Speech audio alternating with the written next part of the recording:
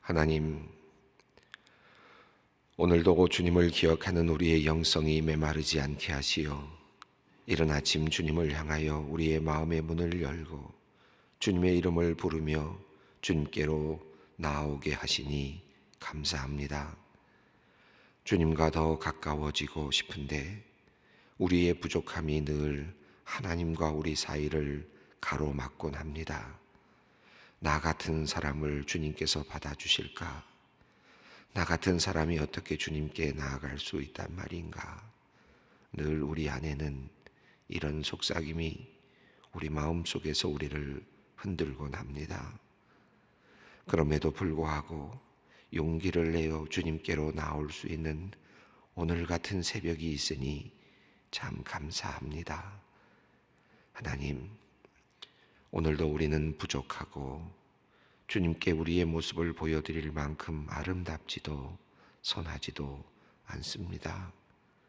하지만 주님을 꼭 잡고 싶고 주님께 은혜를 입고 싶은 마음 간절합니다. 오늘 이 새벽 주님께서 우리의 내민 손을 잡아주시고 우리의 기도를 들어주시기를 소원합니다. 하나님, 새해를 맞으며 새로운 마음으로 한 해를 시작한 지도 벌써 12날이 지났습니다. 그 사이 결연했던 우리의 첫 마음도 어느덧 느슨해져 버렸습니다. 희망을 가지고 힘차게 다시 시작하였는데 벌써 우리 안에는 미래에 대한 두려움과 패배에 대한 걱정이 조금씩 자리를 잡아가고 있음을 봅니다. 하나님, 사실 그렇습니다. 앞을 보아도 미래가 보이지 않고 옆을 보아도 상황이 나아질 것 같지 않습니다. 어디로 가야 할지 모르는 가운데 길을 가는 느낌도 듭니다. 하나님, 안개 속을 항해하듯 불안한 우리 가운데 오셔서 우리를 친히 인도하여 주시기를 기도합니다. 주님께서 나를 사랑하시고 나를 택하셨으며 주님께서 우리를 향하여 하시는 생각은 재앙이 아님을 굳게 믿게 하시고 주님께서 주시는 임마누엘의 약속을 굳게 잡게 하여 주시옵소서. 주님과 함께 걷는 2021년이 앞은 보이지 않지만 더 안전한 길이 되게 하시고 더 많은 열매와 성과가 있는 한 해가 되게 하여 주시옵소서. 하나님, 우리나라에서 기업을 이끌고 있는 기업인들을 위하여 기도합니다. 특별히 주님의 백성으로 기업을 이끄는 분들, 또한 소망교회의 기업인들을 위하여 주님께 기도합니다. 하나님, 정치, 사회, 사법, 종교 그 어느 곳에서도 희망을 볼 수 없는 참혹한 현실 속에서 그래도 한국의 경제를 살리며 대한민국의 미래를 이끌고 나가는 경제인들, 기업인들이 있어서 얼마나 다행인지요. 코로나19라는 팬데믹의 위기 속에서도 한국의 기업을 이끌고 있는 귀한 분들에게 하나님께서 지혜와 능력을 주시기를 기도합니다. 험한 경쟁의 구도 속에서 먼 미래를 바라보며 중요한 결정들을 내릴 때마다 하나님께서 그의 마음에 함께 하시고 그리하여 바른 결정을 하게 하여 주시며 늘 그의 마음 속에 평안을 주시기를 기도합니다. 이들이 바르게 기업을 이끌어 감으로 함께하는 많은 직원들이 일자리를 얻고 그들의 가정이 안정된 삶을 살 수 있음을 우리가 압니다. 하나님, 우리나라가 이러한 기업인들의 노고를 귀하게 여기고 격려하는 문화가 만들어졌으면 좋겠습니다. 노와 사가 함께 협력하고 존중하는 문화가 만들어지고 그리하여 높은 경쟁력으로 이 나라의 국민들을 살리고 부강하게 하는 멋진 자유 대한민국이 되게 하여 주시옵소서. 하나님, 이 나라의 척박한 정치 현실을 바라보며 탄식함으로 주님께 기도합니다. 이 나라의 정치 지도자들이 과연 국민을 위하는 일을 하고 있는지, 정의를 추구하고 있는지 걱정이 되는 형국이 되었습니다. 낡은 이념과 문화에 세뇌된 사람들이 대한민국의 미래를 망치고 있는 것은 아닌가 하는 우려가 있습니다. 하나님, 이 나라를 지켜 주시옵소서. 자유와 민주를 외친 이들이 도리어 독재와 패거리의 문화를 만들어가고 있는 작금의 현실을 개탄하며 주님께 이 나라를 위하여 기도합니다. 하나님, 자신의 안위와 이익만을 추구하는 사람들을 주님께서 물리쳐 주시기를 기도합니다. 진정 나라를 사랑하고 국민을 위하는 지도자들이 많이 나타나게 하여 주시옵소서. 무엇보다도 하나님을 두려워하고 백성들을 두려워하는 지도자들이 나타나게 하여 주시옵소서. 거짓과 술수로 가득하며 그것을 부끄러워하지 아니하고 도리어 그것을 능력 인양 자랑하고 정의로 포장하는 못된 사람들을 주님께서 꾸짖어 주시옵소서. 그들의 민낯이 천하에 드러나게 하시고 부끄러움을 당하게 하여 주시옵소서. 분노를 양산하고 분열을 조장하며 선량한 사람들을 죽이려 달려드는 사람들을 주님께서 정의로운 심판으로 다스려 주시옵소서. 하나님, 올 한 해 동안 주님의 역사하심을 보기 원합니다. 주님께서 사랑하시는 이 대한민국, 대한의 국민들을 악한 이들로부터 지켜 주시옵소서. 소망의 성도들을 위해 기도합니다. 오늘도 두려움 속에서 주님께 하루를 맡기는 모든 성도님들의 마음의 평화를 주시고 그들의 기도를 들어 주시옵소서. 하나님, 오늘 폐암으로 인해 왼쪽 폐 하단부 절제 수술을 받는 권사님이 있습니다. 작년에는 다른 암으로 고생을 하셨는데 다시 암의 발견과 수술로 가족들의 마음이 많이 무겁습니다. 주님, 오늘 수술을 통해 하나님의 치유의 능력을 보여주시고 권사님과 가족들에게 기적을 나타내 보여주시옵소서.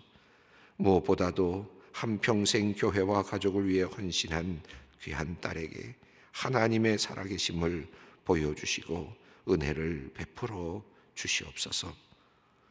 오늘 방광종양으로 수술과 조직검사를 받는 집사님을 위하여 기도합니다. 두려운 마음과 걱정이 많습니다. 하지만 능력의 하나님을 믿습니다. 담대한 마음 갖게 하시고 평안한 밤을 가족들과 집사님에게 내려주시옵소서. 온전한 믿음으로 나아가게 하시고 정금과 같은 믿음으로 나아오게 하여 주시옵소서.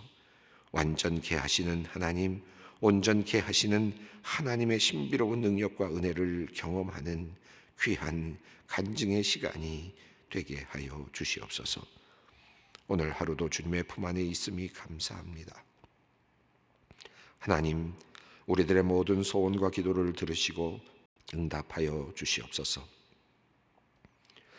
오늘 하루 모든 소망의 성도들이 삶이 견고하게 하시고 주님께서 주시는 충만하신 은총으로 넘쳐나게 하여 주시옵소서. 우리 주 예수 그리스도의 이름으로 기도드리옵나이다. 아멘.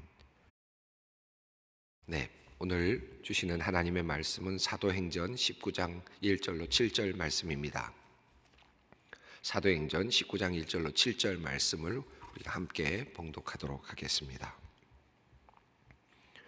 아볼로가 고린도에 있을 때에 바울이 윗지방으로 다녀 에베소에 와서 어떤 제자들을 만나 이르되 너희가 믿을 때에 성령을 받았느냐? 이르되 아니라 우리는 성령이 계심도 듣지 못하였노라. 바울이 이르되 그러면 너희가 무슨 세례를 받았느냐? 대답하되 요한의 세례니라. 바울이 이르되 요한이 회개의 세례를 베풀며 백성에게 말하되 내 뒤에 오시는 이를 믿으라 하였으니 이는 곧 예수라 하거늘 그들이 듣고 주 예수의 이름으로 세례를 받으니 바울이 그들에게 안수하매 성령이 그들에게 임하심으로 방언도 하고 예언도 하니 모두 12사람쯤 되니라. 아멘. 우리가 지금 사도행전을 읽어가고 있고 오늘 19장에 이제 접어들었습니다. 에베소라고 하는 또 아시아에 있는 도시를 이제 선교하게 되는, 전도하게 되는 바울의 이야기가 이제 오늘 본문의 내용입니다. 지난번에 읽었던 지난주 토요일에 읽었던 말씀 그리고 오늘 읽은 말씀 속에는 그냥 지나가는 이야기 같은 내용들입니다만은 또 상당히 그 초대교회 당시의 삶의 정황 또 그리고 그 신앙의 정황을 보여주고 있는 내용들이 들어 있습니다. 그래서 정보도 많이 들어 있고 또 우리가 예측할 수 있는 여러 가지 문제점들도 또 살펴볼 수 있습니다.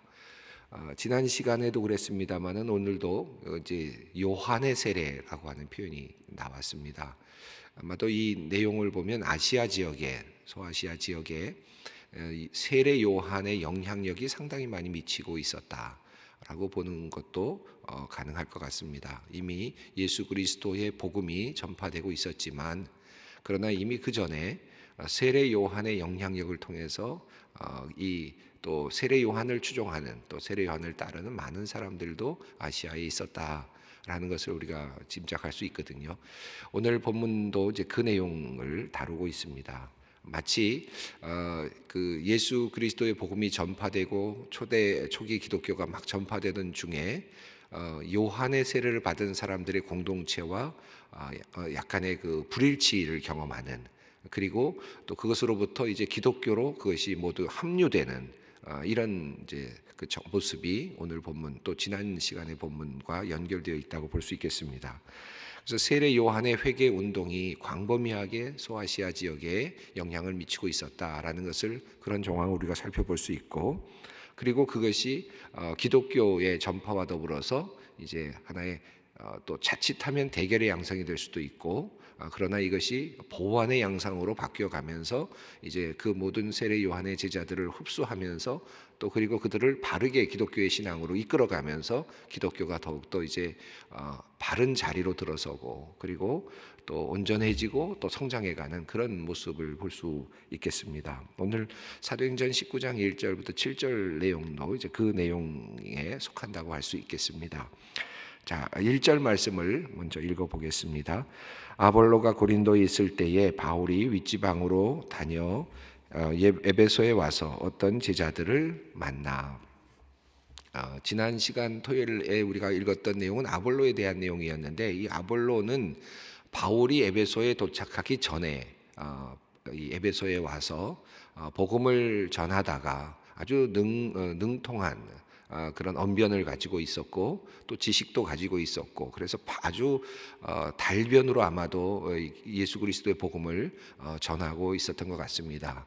근데 아볼로에 대한 이야기는 이제 바울이 오기 전의 이야기고 이제 오늘 본문은 이제 바울이 에베소에 왔을 때 또 다른 제자들을 이제 만나는 장면인데 뒤에 보면 한 12명쯤 되었다 이렇게 표현이 되어 있습니다. 아볼로에 대한 이야기 그리고 또 이어지는 이야기가 연관성도 있고 동시에 또 차별성도 있어 보입니다. 아볼로는 그 바울이 오기 전에 에베소에 와서 복음을 전했는데 예수 그리스도의 복음을 정확하게 전했다라고 하는 그 내용이 아주 잘 전했다라고 하는 능력을 가지고는 있었는데 한 가지 부족한 것이 있었다. 그가 알고 있는 것이 그 요한의 세례뿐이었다. 그래서 브리스길라와 아굴라가 그것을 교정해주는 신학적인 교정을 해주는 예수 그리스도의 세례에 대해서 알려주는 이제 그런 내용이 지난 본문이었습니다. 근데 이제 그 아볼로의 이야기 속에서 한두 가지 좀 다른 점이 있는데 오늘 본문과 좀 다른 점이 있다면 두 가지입니다. 하나는 아볼로는 세례를 다시 받았다라는 기록이 없습니다. 다시 말하면 이미 그는 예수 그리스도의 일꾼이었고 또 예수 그리스도로 세례를 받은 사람이었다라고 볼 수 있을 것 같고요.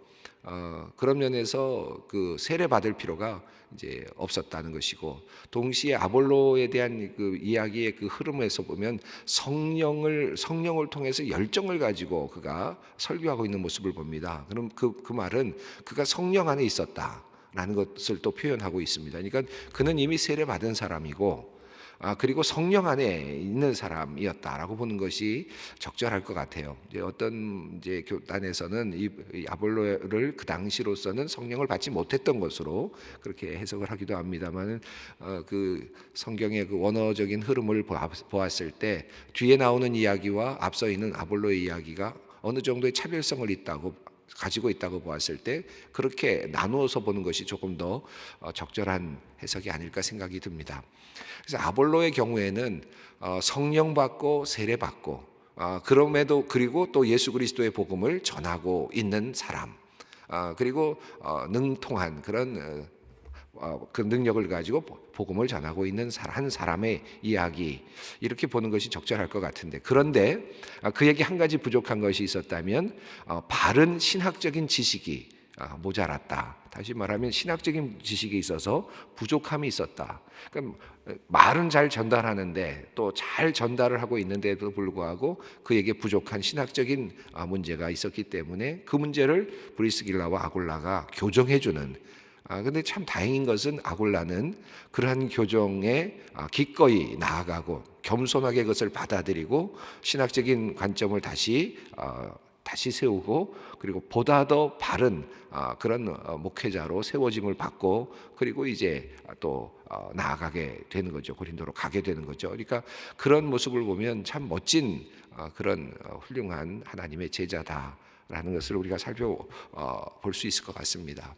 자, 이 아볼로에 대한 이야기가 이렇게 끝나고 나서 이제 또 다른 한 이야기가 나오는데, 오늘 이런 말씀이죠. 아볼로가 고린도에 있을 때, 이제 아볼로는 이제 에베소에서 그렇게 신학적으로 새롭게 예수 그리스도의 그 세례, 예수 그리스도를 통한 세례의 의미가 더 무엇인지를 보다 더 분명하게 알고, 그리고 그것을 이제 가르칠 수 있도록, 그래서 또 신학적으로도 서로가 하나 합의가 되는 그런 이제 그런 어떤 하나의 신학적인 그 합의를 이루고 이제 고린도로 떠났다면, 이제 아볼로를 떠난 다음에 이제 바울이 왔습니다. 윗지방으로라는 말을 통해서 본다면 그가 갈라디아 지역 또는 부르기아 지역을 통해서 이제 에베소를 이렇게 쭉 돌아서 위쪽으로 내려오지 않았을까, 그렇게 판단이 됩니다.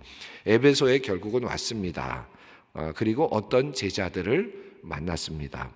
에베소에 왔다. 이 앞서 하나님의 뜻이면 올 것이다라고 이야기를 했는데, 그러나 그가 지금 이제 하나님의 뜻으로 여기까지 오는 것을 보죠. 그러니까 그가 아마도 에베소를 향해서 오고 있었다라고 보는 것이 더 적절할 것 같습니다. 그리고 에베소에 와서 제자들을 만났습니다. 이 제자들은 어떤 제자입니다. 조금 뒤에 나오지만 이제 세례 요한의 제자들이었죠. 자, 어떻게 이제 반응하는지 2절을 살펴보겠습니다. 이르되 너희가 믿을 때에 성령을 받았느냐? 이르되 아니라 우리는 성령이 계심도 듣지 못하였노라. 이 사도 바울이 제자들을 만났는데 보니까 느낌이 이상했나 보죠. 뭔가 판단이 된 것 같습니다. 이 사람들이 그리스도인인가? 이 사람들이 과연 예수 그리스도의 제자들인가? 라는 것을 보게 되었는데 뭔가 이렇게 깨름직했던 것 같아요. 그래서 묻는 질문이 이것입니다. 너희가 믿을 때에 성령을 받았느냐라고 묻습니다. 그러자 그들이 아닙니다 라고 대답하고 성령이 계심도 듣지 못하였다, 이렇게 얘기합니다. 여기서 성령의 계심도 듣지 못하였다라는 말은 성령의 그 존재 자체를 몰랐다라고 하기보다는, 이들이 만약에 제자들이었다면 성령의 존재 자체를 모르기는 어려웠을 것 같아요. 구약 성경에도 성령에 대한, 영에 대한 부분이 나오고 세례 요한도 성령에 대한 이야기를 했기 때문에 성령이 뭔지 모른다라는 것보다는 성령이 오신 것에 대해서, 성령이 이 땅에 오신 것에 대해서 모른다, 그런 의미로 이해하는 것이 더 좋을 것 같습니다. 너희가 성령을 받았느냐? 아닙니다. 성령이 계십니다. 성령이 여기 이 땅에 오셨다는 것을 알지 못한다, 이렇게 이야기를 하는 거죠. 여기서 굉장히 중요한 이제 기독교인의 그 가장 중요한 정체성, 누가 그리스도인인가 라고 하는 이 정체성의 문제가 나타납니다. 사도 바울은 그리스도인이 누군가, 바른 신앙으로 서 있는 것 그리스도인이죠. 그것은 누가가 이제 아볼로의 이야기를 통해서 전하고 있는 내용입니다. 그런데 이 바울이 보고 있는 오늘 본문 속에서 나타나는 그리스도인의 증거는 성령을 받은 자입니다. 세례에 대해서 알고 있는 자, 세례가 무엇인지 정의할 수 있는 자가 아니고 그리고 세례에 대한 지식을 갖고 있는 자가 아니고 예수 그리스도에 대한 지식을 갖고 있는 자가 아니고 성령을 받은 자, 이것이 바로 예수 그리스도를 믿는 사람, 그리스도인이라고 할 수 있겠습니다. 그래서 이 세례는 그냥 단순하게 세례를 받았느냐라고 하는 의미, 그냥 물로 세례 받았느냐라고 하는 이런 의미가 아니라 능력을 받았느냐, 세례는 능력을 포함하는 것입니다. 단순하게 세례, 성부와 성자와 성령의 이름으로 세례를 주노라라고 하는 그런 형식과 격식, 이것을 통과하는 의미가 아니라 하나의 세례는 그것을 통과함으로써 우리에게 성령이 주어지는 것이다. 성령의 임재 안으로 들어가는 것이다. 이것이 진정한 그리스도인의 삶이다. 그리고 그리스도인의 신앙의 단계라고 할 수 있습니다. 그런데 지금 그리스도인들 초기 이 초대교회의 모습 속에는 성령의 인치심을 받지 못하는, 성령을 받지 못하는 사람들에 대한 이야기가 지금 나오고 있는 것이죠. 성령의 계심도 알지 못하였다. 묻습니다. 그래서 다시 바울이 묻습니다. 3절 말씀을 읽습니다. 바울이 이르되 그러면 너희가 무슨 세례를 받았느냐? 대답하되 요한의 세례니라. 이 요한의 세례, 이제 앞서도 나오는데요. 이것은 앞서 제가 말씀드린 것처럼 당시에 그 요한의 세례를 받은 사람들, 주장하는 사람들과 예수 그리스도의 세례를 받은 사람들, 주장하는 사람들이 어떤 대치되고 있다, 이렇게 서로 부딪히고 있다라는 것을 사회적인 정황을 알려주기도 하지만 동시에 신학적으로도 이 예수 그리스도의 세례와 그리고 세례 요한의 세례가 분명한 차이가 있다. 특히 초기 기독교에 있어서는 분명한 차이가 있었다 하는 사실을 우리들에게 알려주고 있습니다. 신학적으로 그렇다는 말입니다. 너희가 무슨 세례 받았느냐? 대답하되 요한의 세례입니다. 이제 그들은 요한의 세례에 머물러 있습니다. 자, 바울이 이제 그 대답을 합니다. 4절 말씀입니다. 바울이 이르되 요한이 회개의 세례를 베풀며 백성에게 말하되 내 뒤에 오시는 이를 믿으라 하였으니 이는 곧 예수라 하거늘.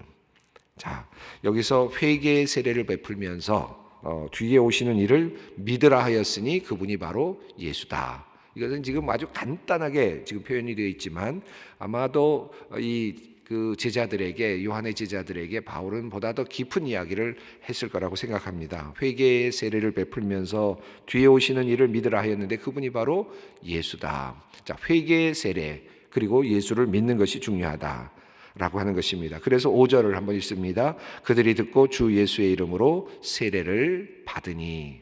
자, 예수 그리스도의 이름으로 세례를 받았습니다.